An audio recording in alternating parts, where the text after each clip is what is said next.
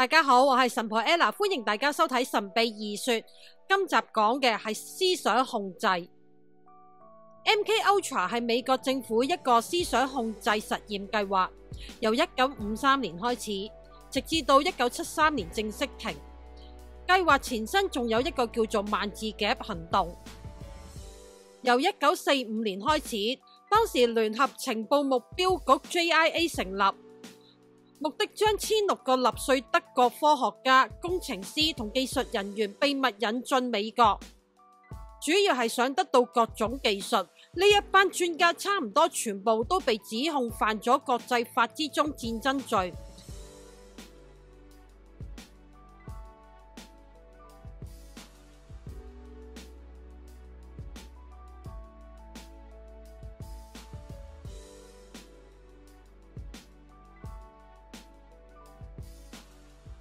為美國效力之後，美國火箭技術、醫療同太空計劃等等成就都全部大大提升。而喺呢班科學家之中，有人研究過酷刑同洗腦。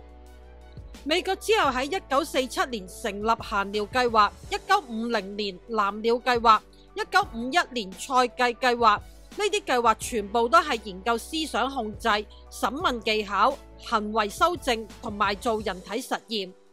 去到1953年，正式認可 MK Ultra 計劃。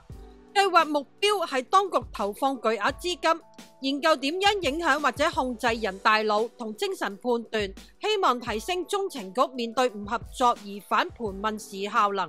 計劃之中用咗好多化學、生物同放射性物質做實驗，嘗試點樣先至可以操縱人嘅心理狀態，之後影響大腦功能。包括暗中用藥物、化學物質、催眠、隔離、侮辱、性虐待、感官剝削，例如用設備切斷嗅覺、觸覺或者味覺等等，仲有用各種酷刑。而成個計劃之中，實驗都係用 LSD 為主。LSD 係一種強烈半人工迷幻藥，可以扭曲或者剝削服用者對現實環境認知。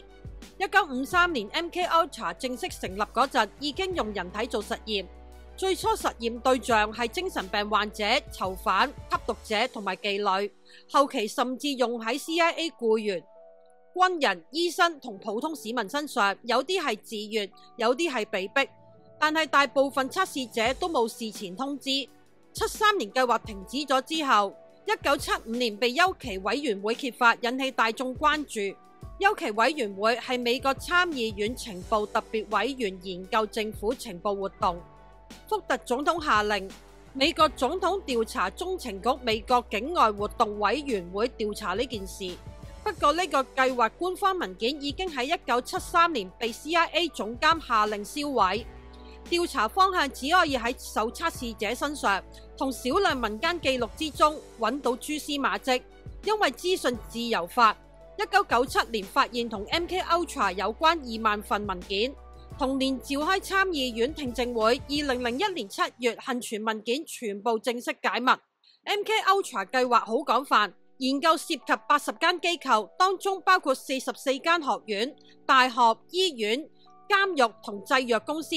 CIA 利用掩護組織，透過呢啲機構進行活動。而呢啲機構高級人員有時都知道其實同 CIA 有關。後期最高法院話呢個計劃致力研究同開發可以用喺控制人類嘅秘密行動嘅化學、生物同放射物料，當中包含149個子項目。CIA 將呢啲子項目承包俾各間大學、研究基金同類似機構，至少有80個機構同185名私人研究員參加計劃。其中 CIA 間接資助 MK Ultra 計劃，好多參與者根本就唔知自己喺度同 CIA 打交道。黑幫大佬詹姆斯巴爾傑，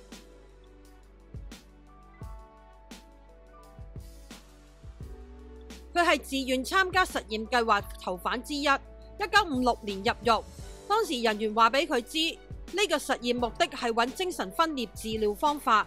佢每日被注射 LSD， 連續18個月。當時唔只得佢一個囚犯接受測試，巴爾傑話有8個囚犯處於恐慌同編輯狀態，佢哋完全冇晒食慾，出現幻覺，見到間房會變形。幾個鐘頭之內，偏執同暴力情緒持續。佢形容係一場好得人驚噩夢。佢見到牆上咁流出鮮血，喺佢面前嘅人全部變晒骷髏骨，攝影機變咗狗頭。佢覺得自己就快黐線。去到後期，佢感覺到自己就快死嗰陣，佢先留意到實驗根本同精神分裂冇關。佢同朋友講要去亞特蘭大揾嗰位醫生，係負責監獄實驗嗰個人，佢要去殺咗佢。1965年第3次申請假釋批准之後，佢成為10大通緝犯，46年以嚟冇再試過被捕。2011年6月22日，81歲高齡被捕。2018年10月30日，89歲高齡喺監獄之中被殺害。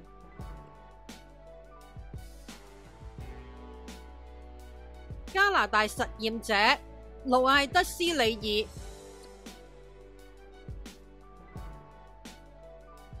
爾，佢同阿哥兩個好細個就由親戚屋企搬咗去寄養家庭，生活一直都唔係咁好。10幾歲讀完護士之後喺醫院揾到份工，第一次相睇就認識咗佢丈夫。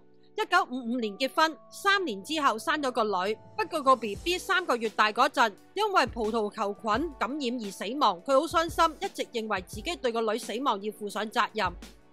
2年之後佢再次懷孕，但係佢好擔心會再次失去小朋友而出現焦慮。艾倫醫院病歷記錄上高症狀，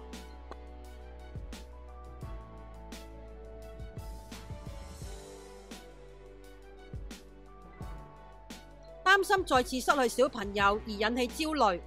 佢老公睇過一份卡梅倫醫生寫嘅文章。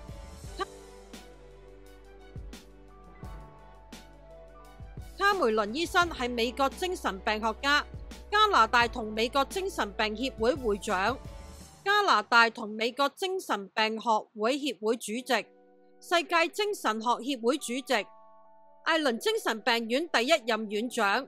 佢老公對艾倫醫院提供尖端精神病治療聲譽印象好深刻，直至好多年之後，啲人先知道卡梅倫醫生名氣，引起中情局注意，對佢精神學上研究感到興趣。佢主要研究涉及極端感官魔術，利用藥物同不斷重複錄音訊息治療。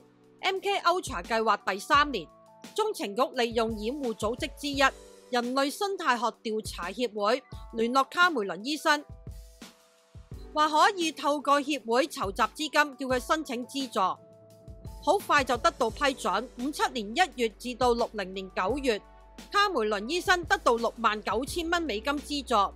後期上庭得到資料話係50萬美金，即係相當於而家400幾萬美金。60年2月，斯里爾入院接受治療。佢屋企人認為要買最好治療方案，送咗佢入睡眠室30日。病人喺睡眠室利用藥物至昏睡，清醒時間淨係得3餐餵食同埋去廁所。1個月之內，佢已經瘦咗13磅。病歷記錄話，佢因為太虛弱而冇辦法企起身。期間佢仲接受咗一種去模式化治療。卡梅倫醫生相信利用藥物同電擊療法，將病人思維回復到小朋友咁，病人就可以重新由零開始編寫。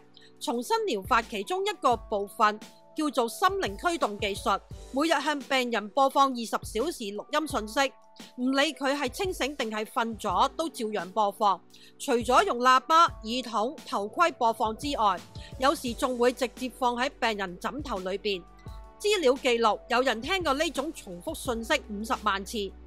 60年3月12日，斯里爾病歷記錄，被認為已經完全失去模式，大小便失禁、失語、吞嚥困難。治療期間出現多次婦科問題，醫院請咗婦產科醫生幫佢治療。病歷上寫佢開始出血，因為咁治療停止咗4至5日之後再恢復。卡梅倫醫生資料記錄：60年8月17日，斯里爾進入艾倫醫院6個月之後，佢接受咗29次電擊治療，其中大部分都係用極端治療，即係聲音同藥物。到佢懷孕8個月，治療停止。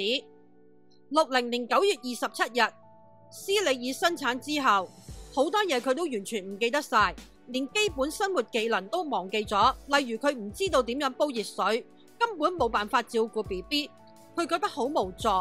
喺睡眠室清醒之後，已經差唔多所有嘢忘記晒，連佢老公都唔認得。為咗照顧小朋友，屋企人請咗個保姆幫佢。不過保姆都需要放假，所以喺放假呢一日就會留低本書俾佢，內容係教佢點樣湊小朋友。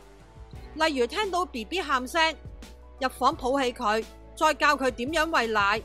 斯利爾已經屬於情況比較好嘅一個，之後生活充實，母子關係良好。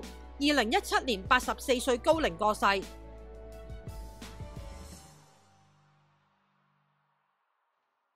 有部分卡梅倫醫生病人喺實驗之後徹底崩潰，冇辦法過正常生活。例如創傷造成婚姻破裂，小朋友送去寄養家庭。80年代，卡梅倫醫生9個患者向美國中情局起訴，指控係 MK Ultra 計劃之中接受治療而受到傷害。1988年庭外和解，9名患者獲得賠償。斯利爾原本可以成為第10位投訴者，不過佢唔係太想俾人知道佢心理健康問題，所以冇提出訴訟。1994年，即係實驗被揭發20年之後，政府喺1950年至64年期間接受卡梅倫實驗受害者提供補償，77名患者每人獲得10萬蚊美金恩恤金。